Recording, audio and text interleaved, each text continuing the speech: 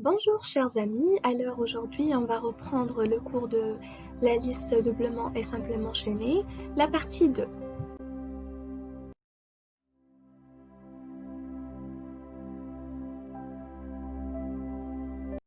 Dans cette vidéo chers amis, on va s'intéresser à la liste bilatérale ou bien on dit une liste doublement chaînée. Donc d'après le schéma comme vous voyez il y a trois zones. Donc une liste bilatérale se compose de trois parties. Deux zones de chaînage, un pointeur vers la cellule précédente et l'autre pour la suivante, et une zone de données dont il y a la valeur. Eh bien, cette structure permet de parcourir la liste dans les deux sens. En ce qui concerne la déclaration, ce qui s'ajoute par rapport à la liste simplement chaînée, c'est le pointeur qui pointe vers la cellule précédente. Donc ici, dans notre enregistrement nommé cellule, on a trois éléments. Avant, c'est le pointeur qui pointe vers la cellule précédente, valeur, c'est la zone de données, et après, c'est le pointeur sur la cellule suivante. Fin enregistrement. Ce qui s'ajoute aussi par rapport à la liste simplement chaînée, c'est cet enregistrement-là, nommé LD. Donc, ayant comme élément tête et queue. Donc tête c'est le premier élément de la liste et queue c'est le dernier élément de la liste. Pour la liste bilatérale, on peut directement accéder au premier et au dernier élément sans avoir la peine de parcourir toute la liste, chose qu'on n'a pas avec la liste simplement chaînée. Il y a deux petits points à savoir aussi dans la liste bilatérale. Si on a L.tête égale L.queue égale à nil, comme ça, donc ça c'est L.queue égale à nil, et ça c'est L.tête égale à nil. Donc on remarque que notre liste est vide, n'est-ce pas? Donc on dit que la liste est vide. Maintenant, si on a L.tête égale à L.queue différent de nil, ils sont égaux mais différents de nil. Donc on dit que notre liste est composée d'un seul élément. On commence par les primitives de base. Premièrement, l'initialisation d'une liste. Donc en ce qui concerne la liste bilatérale, pour l'initialisation, on fait début, L.tête reçoit nil et L.queue reçoit nil, comme vous voyez dans ce schéma-là. Donc parce qu'on a deux zones de chaînage. Deuxième fonction, c'est la fonction qui vérifie si notre liste est vide ou pas.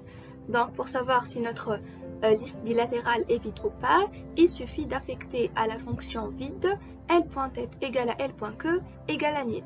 Donc si elle est vide, on aura comme résultat vrai, sinon faux.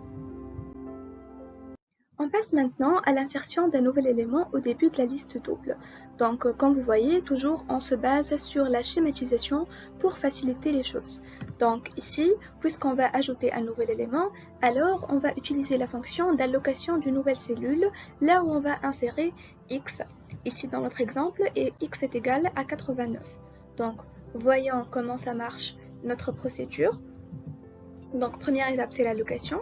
On va allouer une cellule là où on va mettre x, nv.valeur reçoit x, donc x va être là, la valeur, nv.avant reçoit nil. Pourquoi ici nil? Parce que ça va être notre nouvelle tête. Et ici, comme vous voyez, dans la liste doublement chaînée, L.tête.avant est toujours égal à nil. Donc voilà, puisque notre tête va changer, alors nv.avant va avoir comme valeur nil. Ici, on s'intéresse au cas particulier si notre liste est vide. Donc comme ça, c'est-à-dire L.queue égale à nil et L.tête égale à nil. Voilà. Donc ça, c'est notre nouvelle cellule, on suppose. Voilà. Eh bien, alors, nv.après reçoit nil, c'est ça. L.tête reçoit nv et L.queue reçoit nv, comme ça. Bien sûr, on a en premier ça, nv.avant reçoit nil, c'est ça. Eh bien, notre liste à un seul élément est prête.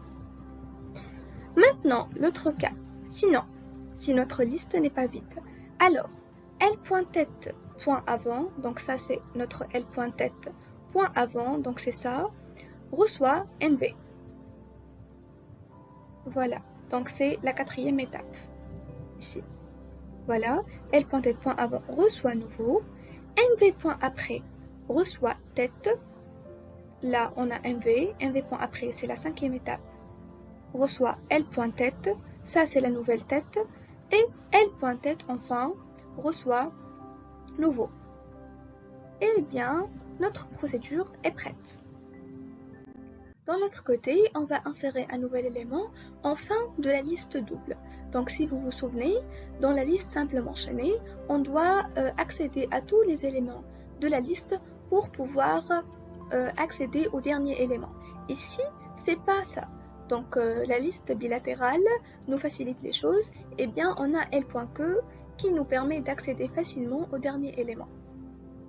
Donc bien sûr, on doit allouer MV ici, puis MV.valeur reçoit X, et ici, MV.après reçoit nil, parce que c'est notre nouvelle queue.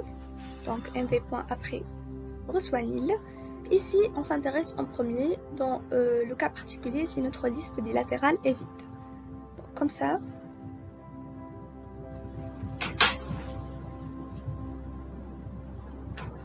Voilà. Si elle est vide. Alors, MV.avant reçoit nil, comme ça. L.que reçoit nouveau. Voilà. Et L.tête reçoit nouveau. C'est ça. D'accord? On passe maintenant dans l'autre cas, si notre liste n'est pas vide. Alors, on a L.que, après, reçoit nouveau, ici. Donc, L.que, après, ça, c'est la première étape. Donc, reçoit nouveau. Nouveau point avant reçoit L.que. Donc, nouveau point avant reçoit L.que, c'est la deuxième étape. Et enfin, L.que reçoit nouveau. C'est la troisième étape, comme vous voyez. Et bien, notre procédure ou bien notre nouvelle liste est prête. On passe maintenant à faire une fonction qui recherche un élément dans une liste double. Donc la fonction est très simple, donc on l'a nommée ici recherche, qui a pour paramètres L, LD et X de type élément.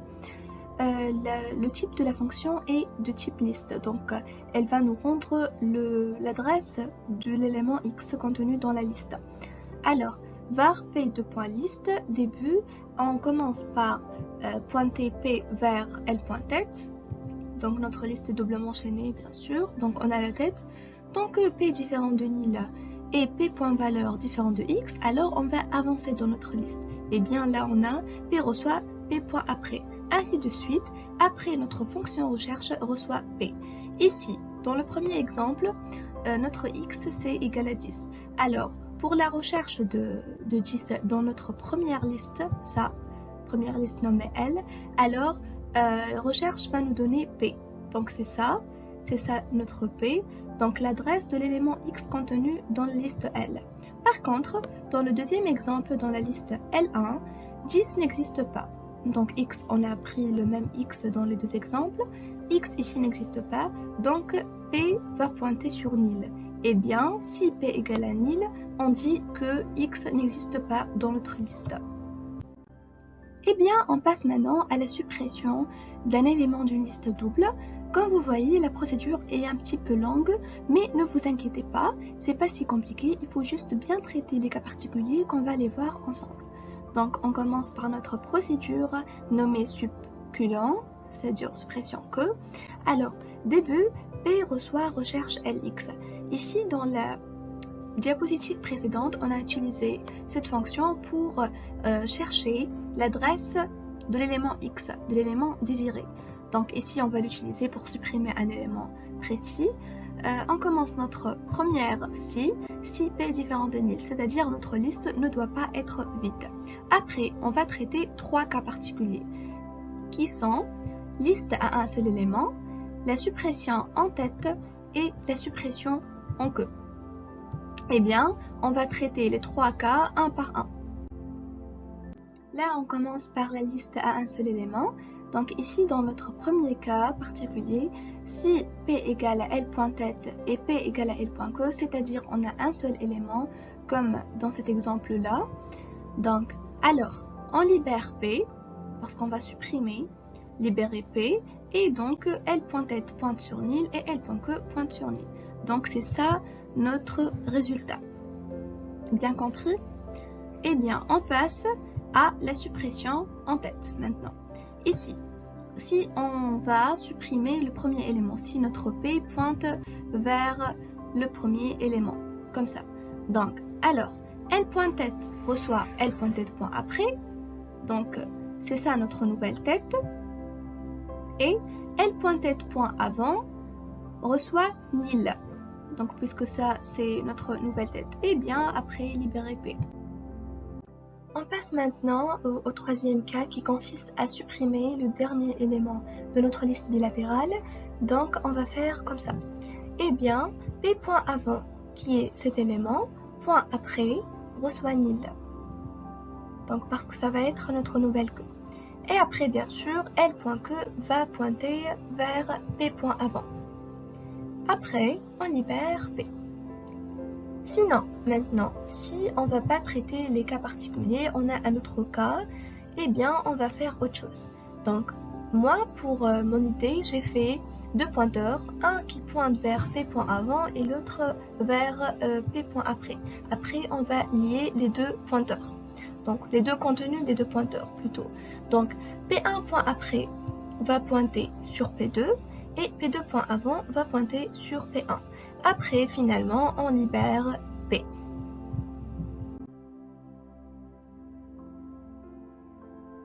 Et voilà, chers amis, pour cette vidéo. Merci pour votre attention et bien à la prochaine.